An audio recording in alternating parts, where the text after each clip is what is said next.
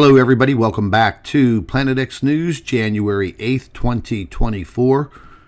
And it's a new year, folks. 2024. What is it going to bring us? Well, I can guarantee this much. Over the course of the next 6 to 7 years, our lives are definitely going to change, as well as the Earth, the planet that we live on. I have some new photographs that were rendered on January 5th, 2024. This is a side-by-side view of the coronagraph. And as you can clearly see, this is our stellar core Planet X object, if you want to call it that. This is during its exodus. And at this point in time, this object is well below the ecliptic and well below the view of these spacecraft that have these coronagraphs that monitor the sun. Now I'm going to get into some clearer photographs, and we're going to go ahead and zoom in on this. And again, folks, as I've calculated, starting back in, I believe it was 2018, the calculations that I was doing based on the positioning and the views that we were getting of this object, it placed it in a 28-day orbit around the sun, in a very, very elliptical, eccentric orbit. And I've produced a model of it. The majority of you have all seen it. And over that period of years, from 2018 till now, that 28-day orbit has not failed. The object is where it should be according to that 28-day orbit. And we are, the majority of the time, we are able to capture this object on the coronagraph and also on the cactus. But let's get into some of these other views. Let's just go ahead and dip into here. This is again from the 5th of January. One thing I want to note, this object is moving in this direction, and you can clearly see here what seems to be, I don't really know the terminology to use, but let's just say it's like some type of outgassing. As this object moves past the sun, it pulls plasma. It pulls literally parts of the sun and rips it away from the surface. This is one of the main causes of these large coronal mass ejections. And during the coronal mass ejections is when we are able to get a pretty clear view of this object. One person mentioned in the comments, I believe it was the last video that I posted, that they are space bubbles. Well, folks, space bubbles, they do not orbit the sun. I don't even know how to comment any more or any further on that aspect of these being space bubbles. So let's go ahead. We're going to jump into a closer photograph. And this is what I was referring to, some of this outgassing. At this point in time, you can kind of see that this object looks like it's almost striped in nature. I believe from all of my other photo captures, it's not that it's striped. It seems, we'll go ahead and move in closer. It seems that this is material that this object either went through, meaning, pulling plasma from the sun and literally just going through it, plus, I don't know, again, I'll use that term kind of outgassing as it travels by and very close to the sun. This could also be material coming off of this object as it heats up and zips by the sun. I'm going to go ahead and we're going to take a look at, let me go ahead and move further down here. This is a little bit of a better view of it.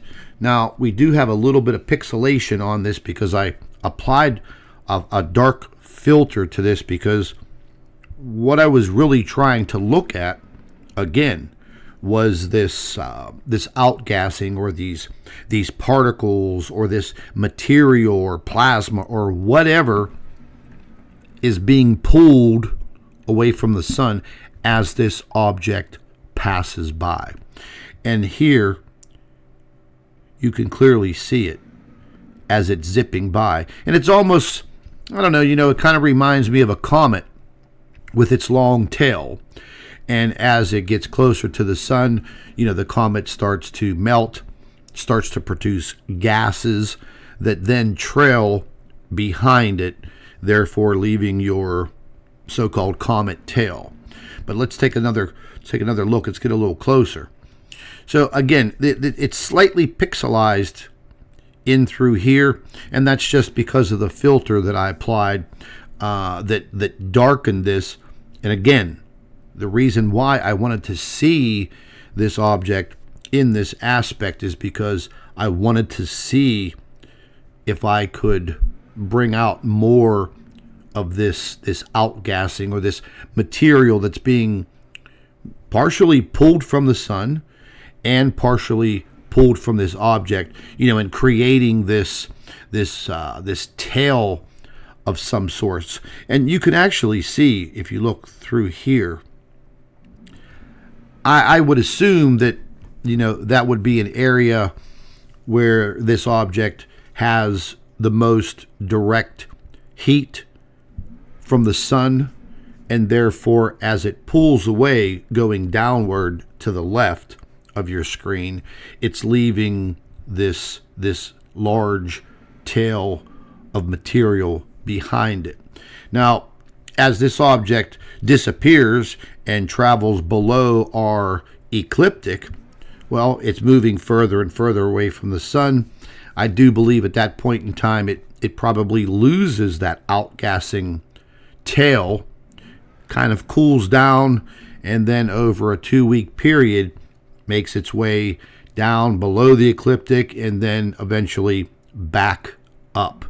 And when it comes back up, that's when we normally see it in this area. I'd say, roughly about the 4 o'clock position, the 3 o'clock position, and the 1 o'clock position, as it's beginning to arch back up over the sun and behind the sun.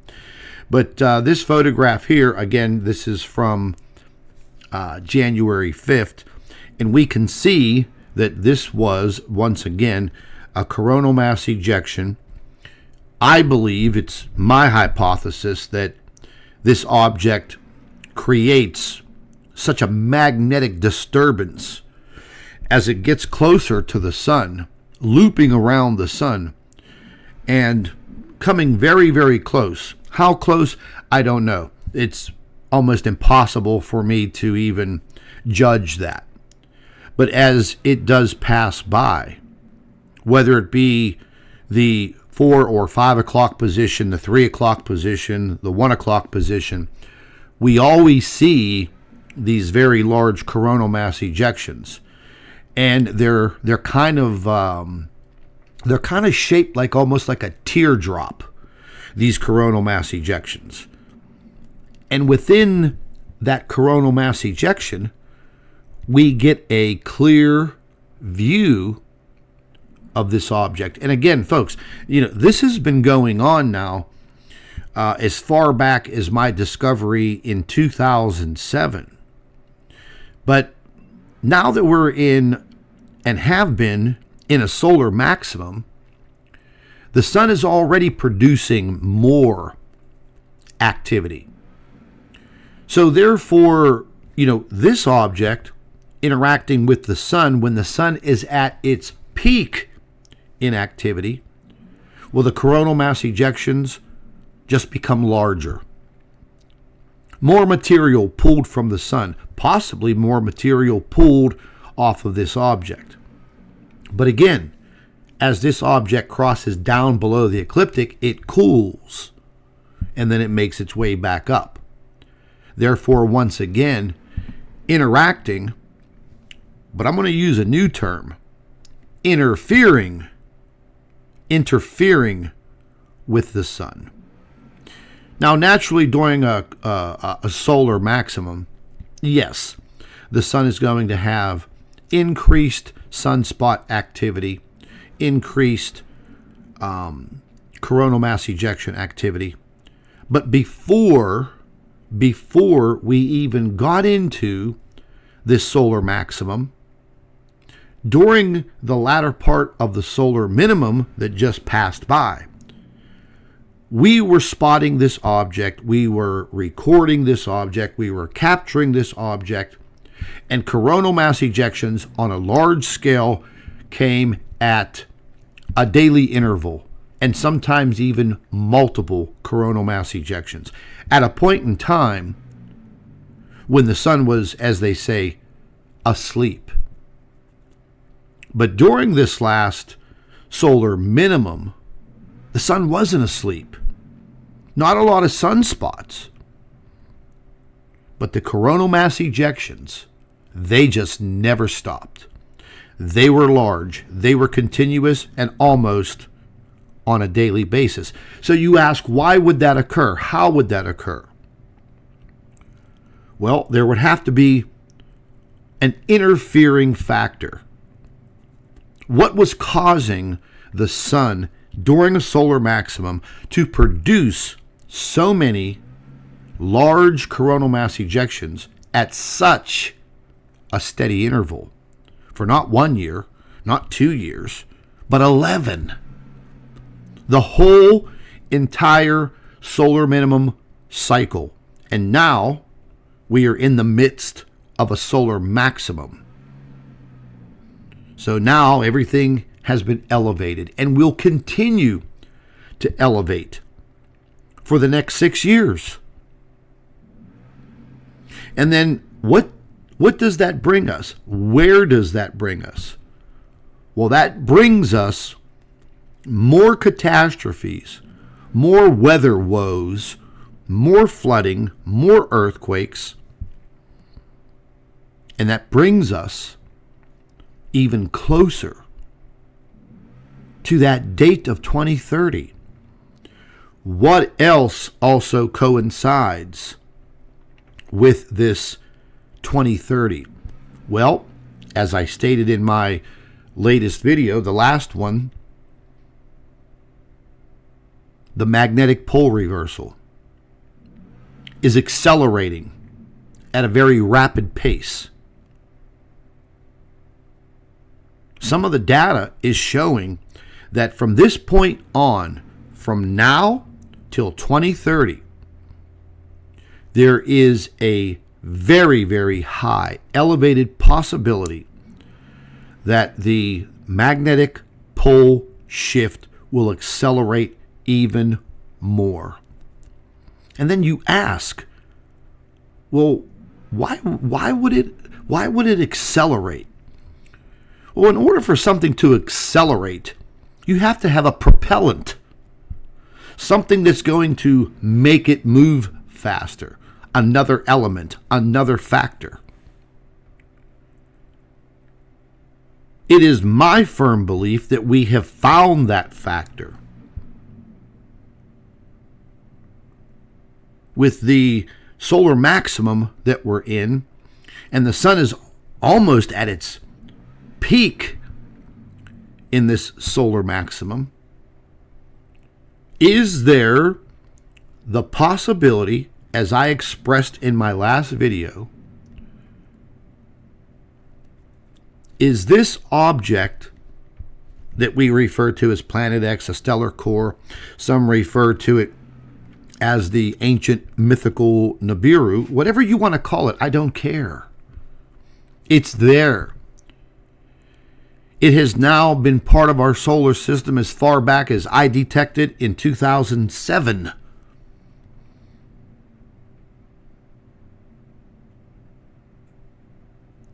So I think It is my firm belief, based on not just me cooking up ideas in my head, but based on evidence that's out there, that I am not the only one talking about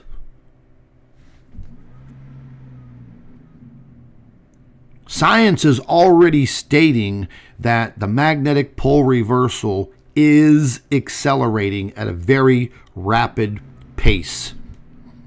What is accelerating it?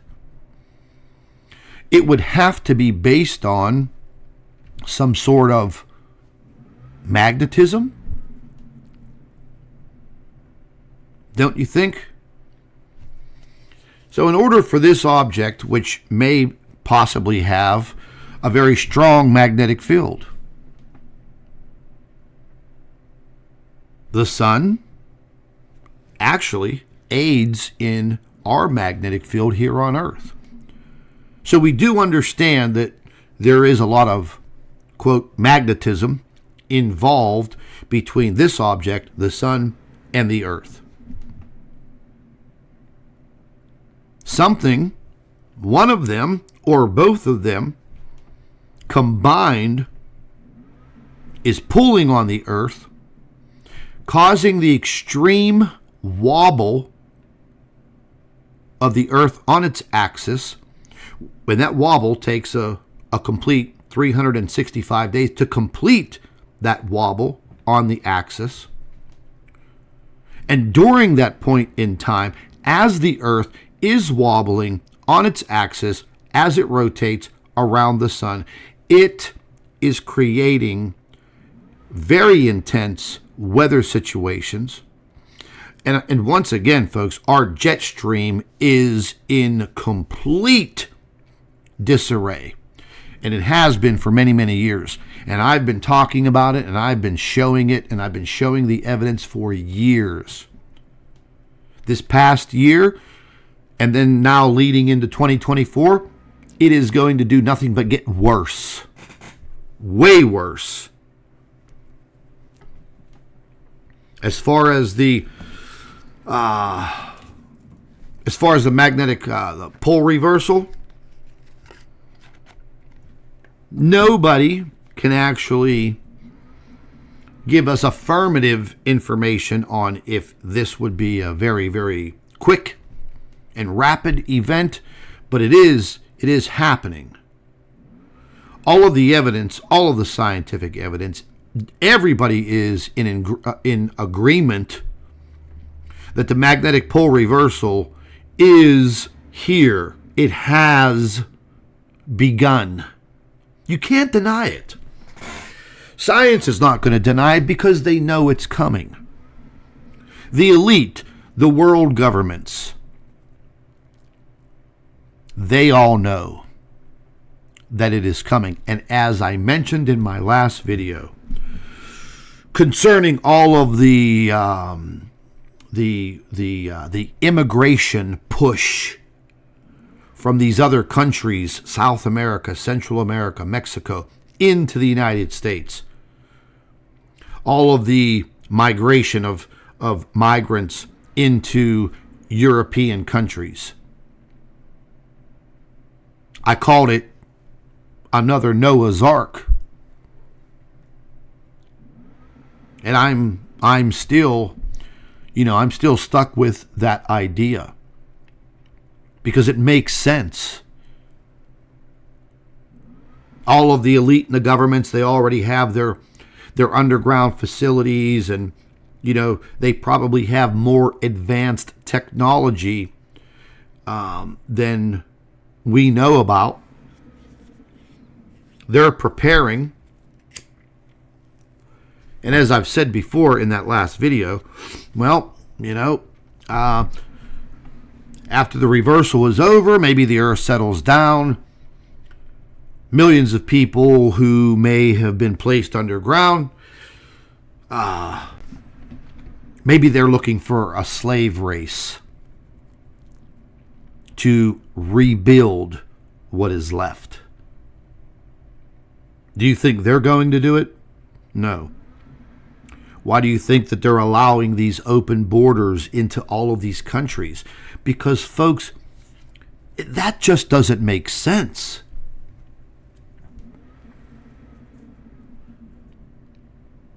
You're going to have all of these people, tens of millions of them. They're moving out of their countries, but they're moving into very specific places. The United States, Canada, and the majority of the European countries. You do not see countries like China and Russia with this problem. Makes you wonder what they actually know that we as common people don't. So many possibilities here. None of them are good. What will happen to humanity? I think that is, that's the $1 trillion question.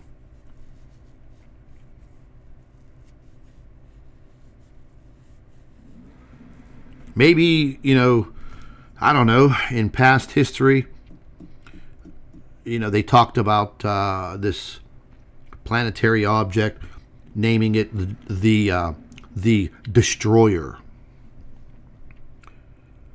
I never really believed in any of that. But now, based on everything that I see, based on the things to come, what other name can you give it? If it is actually inducing the magnetic pole reversal, would this magnetic pole reversal be more extreme, more violent than all of the rest that have been discovered in the past? There's many, many more people, human beings on this planet. This planet is much more developed as it was naturally.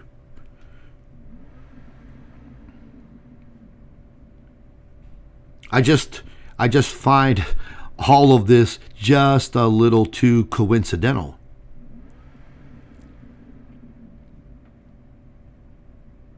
But if you sit down and think about it, and they basically take a chapter out of the Bible based on Noah's Ark, and you herd all of these people into countries that you, as the elite or governments, may think, based on their calculations, that these areas of land may shift, but will be habitable. So whenever you decide to come out of your underground bunkers and your underground cities and emerge back onto the surface of the earth, well, naturally, there is going to be a lot of death and destruction. But you will have your slave race to rebuild, whether it takes 50 years or it takes a century. You will have the manpower to rebuild. It's my idea, it's my hypothesis. But, you always have to put yourself in their shoes. They want to survive. They have the means, they have the money, they have the technology. They also have the control. That's what's scary.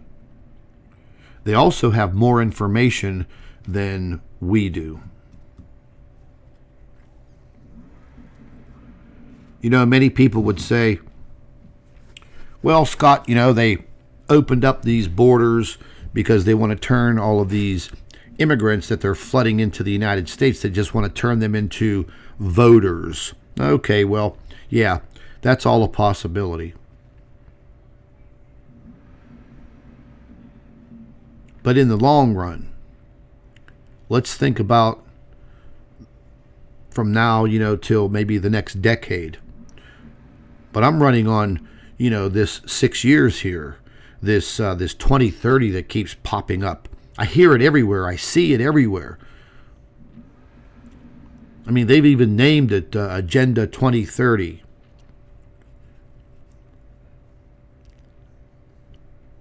So maybe that's their calculation on this impending doomsday.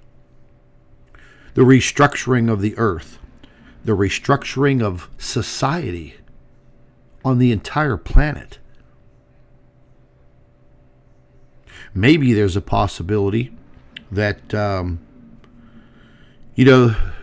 earth does change its actual position, meaning its tilt, and all of a sudden you have the Antarctica, which has miles and miles of ice, thick ice. Well, maybe that starts to all melt. And the land beneath it, the ice, becomes habitable. Maybe it has a tropical climate. Who knows? But they know something. They know something because they've had such an interest in Antarctica for decades upon decades.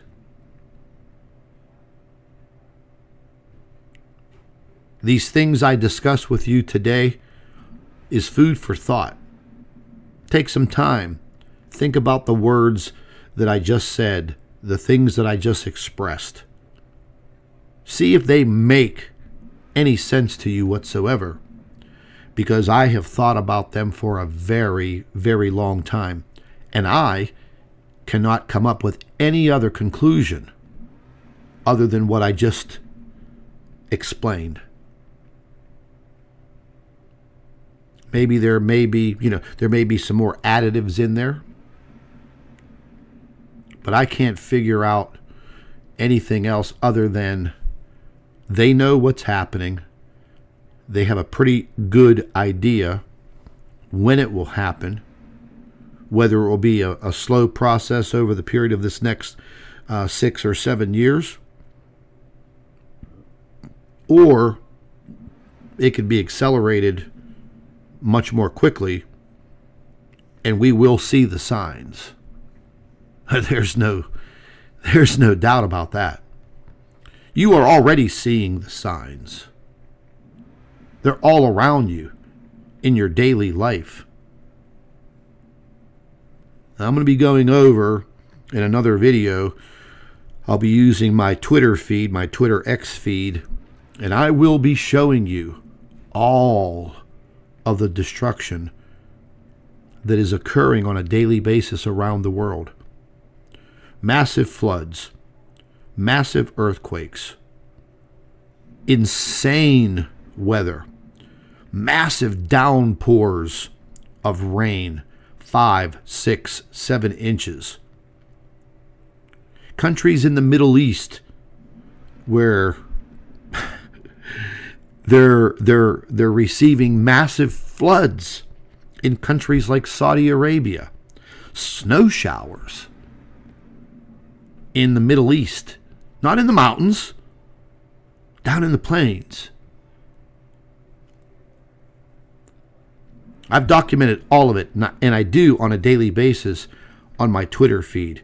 I have a lot of great connections now all around the world. Take a look at Australia right now, again, in their summer. Blazing heat throughout just about the entire country. Blazing heat. 110, 115 degrees. Well over 100 degrees in the majority of the country. Every single day. Blistering heat.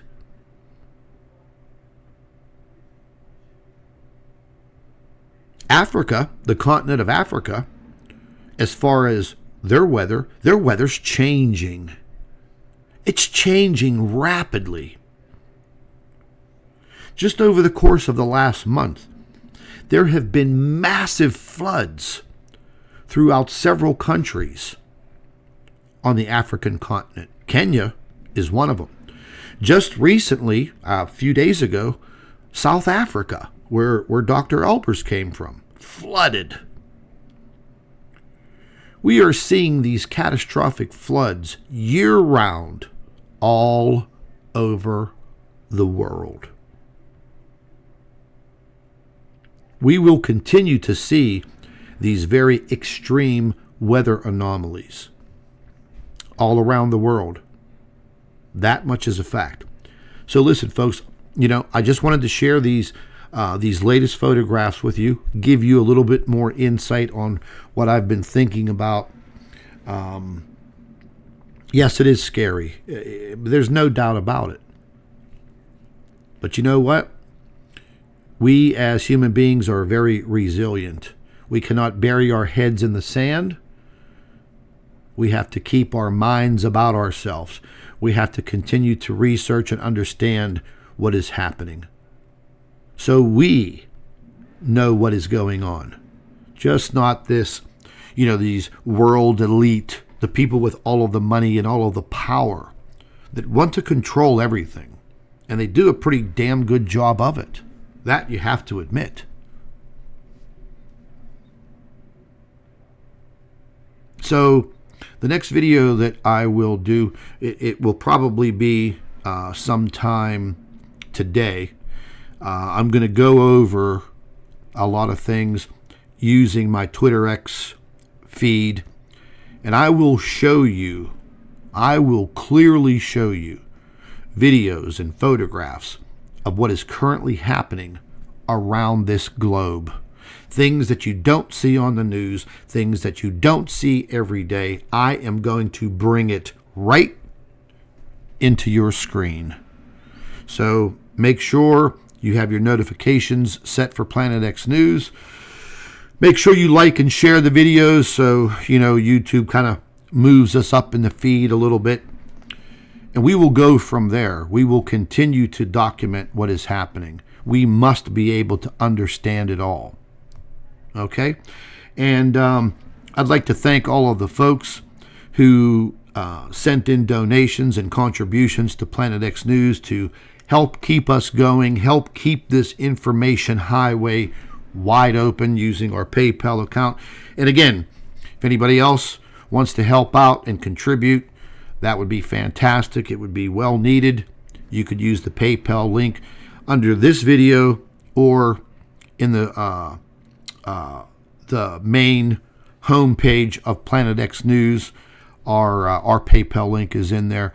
And say a prayer for myself and Dr. Elbers. We definitely need it. There's no doubt about that.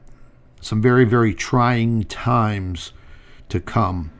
And I think at this point in time, we all need to stick together, support each other, and I will continue, you can guarantee that, I will continue to dig deep for the truth. Okay, folks? So God bless, and once again, thank you all for supporting my work and my research here at Planet X News. Take care, folks. Stay tuned.